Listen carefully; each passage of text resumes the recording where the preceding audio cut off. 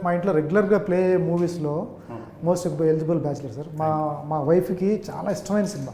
ప్రతి డైలాగ్ చెప్తుంది. Super sir. అసలు రాయటం కూడా ఒక క్యారెక్టర్ కాదు, ఒక హీరోయిన్ క్యారెక్టర్ కానీ, అఖిల్ క్యారెక్టర్ కానీ, వాళ్ళ ఫాదర్ క్యారెక్టర్ కానీ, ప్రతి క్యారెక్టర్కి ఉన్నా కూడా చాలామంది ఉంటారు. వారు సినిమాలో చాలామంది ప్యాడింగ్ ఉంటారు. అందరికీ ఇంపార్టెంట్ రోల్స్ రావడం చాలా అరుదైన విషయం. వాళ్ళతో డైలాగ్స్ చెప్పించడం. ఓ సార్ జాక్ ఏంటి మీ జానర్? భాస్కర్ గారు అంటే సార్ భాస్కర్ సార్ వేసుకున్నారు, బొమ్మరిల్లు భాస్కర్ అని తీసేశారు. ఎందుకంటే మాకు అప్పటి నుంచి బొమ్మరిల్లు చూస్తున్నాం కాబట్టి. ఎలాగో బొమ్మరిల్లు భాస్కర్ గానే గుర్తుంటాను, అది వేరే విషయం. సో జస్ట్ ఏంటంటే భాస్కర్ అన్నది పెడదామని డిసైడ్ అయ్యాను. ఏంటి ఎవరైనా కావాలని ఇప్పటి నుంచే చాలా రేర్ కేసెస్, ఒక 5కో 6కో ఇండస్ట్రీ అట్లా ఉంటుంది. వెన్నెల కిషోర్ లేదా అలా ఏం లేదు, పేరు వెనకాల అది ఒక ఇంటి పేరు, అది ఎప్పటికీ పోదు, అది అలాగే ఉంటుంది. అందులో ఇదేం లేదు. జాక్ ఏంటంటే ఇది అనదర్ నాకు ఒక స్పెషల్ ఫిలిం.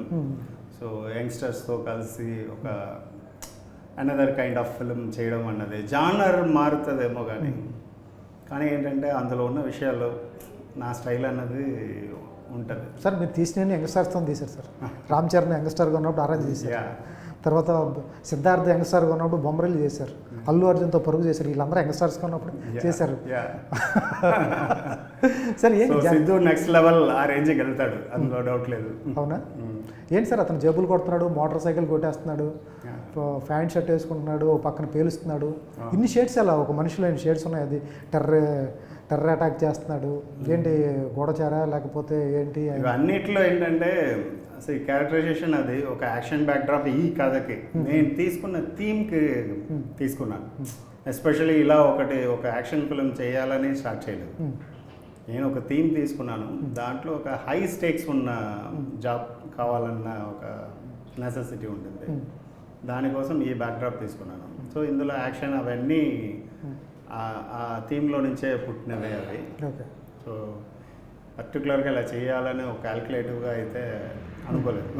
అంటే బొమ్మరిల్లు భాస్కర్ గారు మీ దగ్గర నుంచి ఆశించే సినిమాలు జానర్ ఇప్పుడు వరకు చేసినాయి. అందుకని ఆశించడం అంటే ఏం లేదు. ఇప్పుడు వరకు మీ ఆ కైండ్ ఆఫ్ జానర్ మూవీ చేశారు కాబట్టి ఇప్పుడు ఒకసారి ట్రాక్ పక్కకి వెళ్ళారు. ఎందుకని లేదు, ట్రాక్ పక్కకి వెళ్ళలేదు. జాక్ అన్నది అందులో భాస్కర్ ఉంటారు, థీమ్స్ ఉంటాయి కండి, ఖచ్చితంగా ఉంటుంది. ఎందుకంటే అది మాత్రమే ఒక ఫిల్మ్ మేకర్గా నాకు ఒక ఎగ్జైట్మెంట్ ఇస్తుంది.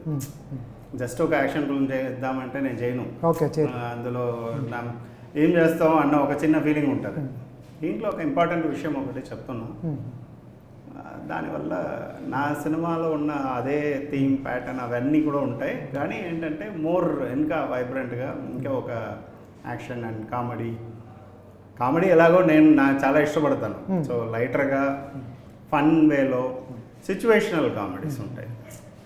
ఆ సిచ్యువేషన్ నుంచే అది హీరోయిన్ అయినా సరే అదర్ క్యారెక్టర్స్ అయినా సరే వాళ్ళందరూ ఆ సిచ్యువేషన్లో నుంచి వచ్చే కామెడీనే నేను ఎక్కువ లైక్ చేస్తాను. సో అలా ఎవ్రీథింగ్ అన్నీ ప్యాక్ అయి ఉన్న ఫిలిం.